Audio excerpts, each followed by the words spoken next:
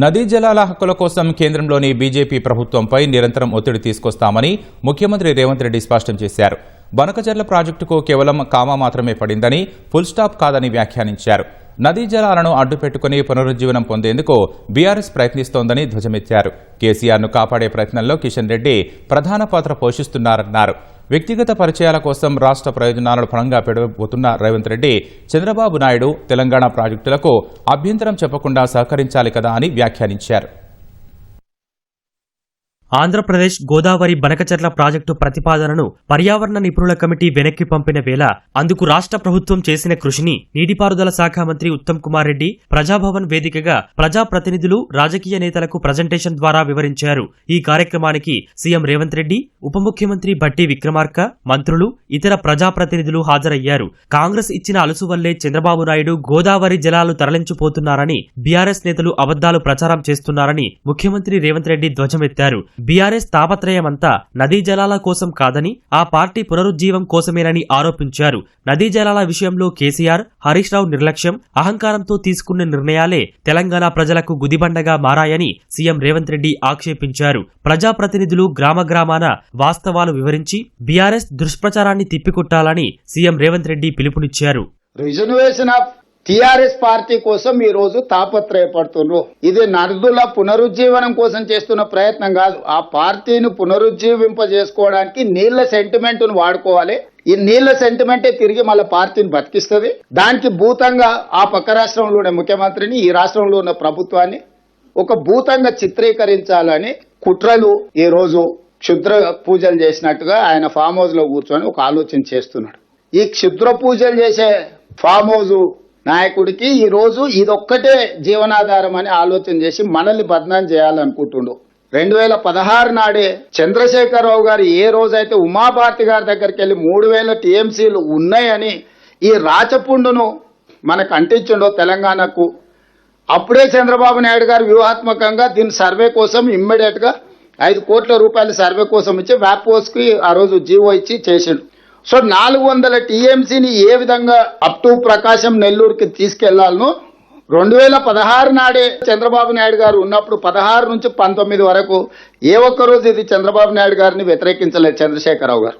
ఇది వదిలేసి 2019లో మళ్ళీ జగన్మోహన్ రెడ్డి గారు రాగానే ఇప్పుడు అన్ని పవర్ పాయింట్ ప్రజెంటేషన్లు చూపించింది. చంద్రబాబు నాయుడు ఇక్కడికి వచ్చినా గోదావరి జలాలే తీసుకుపోతామన్నారు. జగన్మోహన్ రెడ్డి ఇక్కడికి వచ్చినా గోదావరి జలాలే తీసుకుపోతామన్నారు. చంద్రశేఖరరావు గారు నగరి రోజా గారింటికి వెళ్ళినా కూడా గోదావరి జలాలని మీకు ఇచ్చి రాయలసీమను రతనాల సీమ చేస్తా అన్నాడు. నదీ జలాల విషయంలో స్పష్టమైన సాంకేతిక, రాజకీయ, న్యాయ విధానాలతో ముందుకెళ్తామని సీఎం రేవంత్ రెడ్డి స్పష్టం చేశారు. పరిచయాలు ఉన్నంత మాత్రాన రైతుల హక్కులను పరంగా పెడతామా అన్నారు. తెలంగాణ ప్రాజెక్టులపై చంద్రబాబు ఎందుకు అభ్యంతరం చెబుతున్నారని ప్రశ్నించారు. తెలంగాణకు మొదటి పంటకే నీళ్లు లేవంటే తమకు మూడో పంటకు కావాలని చంద్రబాబు అంటున్నారన్నారు. నేను ఆంధ్రప్రదేశ్ ముఖ్యమంత్రి గారికి సూచన చేస్తున్నా, పైనున్న ప్రాంతం మాది, మీరు వదిలితేనే కదా మాకు వస్తుంది అని అంటారు. కానీ కిందున్న ప్రాంతం, పైనున్న రాష్ట్రం యొక్క నికర జలాల ప్రాజెక్టులకు కూడా ఎందుకు అభ్యంతరాలు పెడుతున్నారు? మా కృష్ణా బేసిన్లో ఉండే పాలమూరు రంగారెడ్డి ఎత్తిపోతలకు, మా కల్వకుర్తి లిఫ్ట్ ఇరిగేషన్ కు నీటి కేటాయింపులకు మీరు కేంద్ర ప్రభుత్వానికి నిరభ్యంతర పత్రం ఇస్తే మాకు కేటాయింపులు వస్తే మేము ఆ ప్రాజెక్టులకు లోన్లు తెచ్చుకుంటాం, నిధులు తెచ్చుకుంటాం, మేము ప్రాజెక్టులు కట్టుకుంటాం, దాంతో మా పని సులువు అవుతుంది. మీరు వాటికి వచ్చినప్పుడు కృష్ణా బేసిన్లో ఉండే ప్రాజెక్టులకు అభ్యంతరాలు పెడుతున్నారు, గోదావరి బేసిన్లో ఉండే ప్రాజెక్టులకు అభ్యంతరాలు పెడుతున్నారు. నికర జలాల కేటాయింపులు ఉన్న తెలంగాణ రాష్ట్రానికి మీరు అభ్యంతరాలు పెట్టుకుంటూ వరద జలాల కోసం, మూడో పంట కోసం మీరు తాపత్రయపడుతున్నారు. మొదటి పంటకే మాకు లేవు, మా తాగునీళ్ళకే మాకు సమస్య ఉన్నది. మీరు కూడా ముందుకు వచ్చి సహకరించాలి కదా ఆంధ్రప్రదేశ్ ముఖ్యమంత్రి గారు. ఈ సమస్యలు ఒకవైపున పరిష్కారం కావు, ఒకవైపు నిర్ణయాలతో ఇది ముందుకు పోదు. వ్యక్తులు ఎవరికైనా పరిచయం ఉండవచ్చు. వ్యక్తులు పరిచయం ఉన్నంత మాత్రాన రాష్ట్ర రైతాంగం యొక్క హక్కులను తాకట్టు పెడతామా? ఈ తెలంగాణ రాష్ట్రం ఇచ్చిందే కాంగ్రెస్ పార్టీ. ఎన్విరాన్మెంట్ మినిస్ట్రీ అయితే పిఎఫ్ఆర్ ను తిరస్కరించిందంటే అదేదో పరిష్కారం అనుకోకండి, అది కామా మాత్రం, అది ఫుల్ స్టాప్ కాదు. ఎందుకంటే మోడీ గారి మనగడ చంద్రబాబు నాయుడు గారి మీద ఉంది, చంద్రబాబు నాయుడు గారి మనగడ గోదావరి బంకంచెర్ల మీద ఉంది. రివర్ ఇంటర్లింకేజ్ లాగా ఇదంతా పొలిటికల్ ఇంటర్లింకేజ్ ఉన్నది. పక్కాగా లెక్కలు రాసి మన కేటాయింపులు జరిగినప్పుడే ఈ సమస్యకు పరిష్కారము. ఇది ఒక రోజు, ఒక నెల, ఒక సంవత్సరంలోనూ తేలే వివాదం కాదు.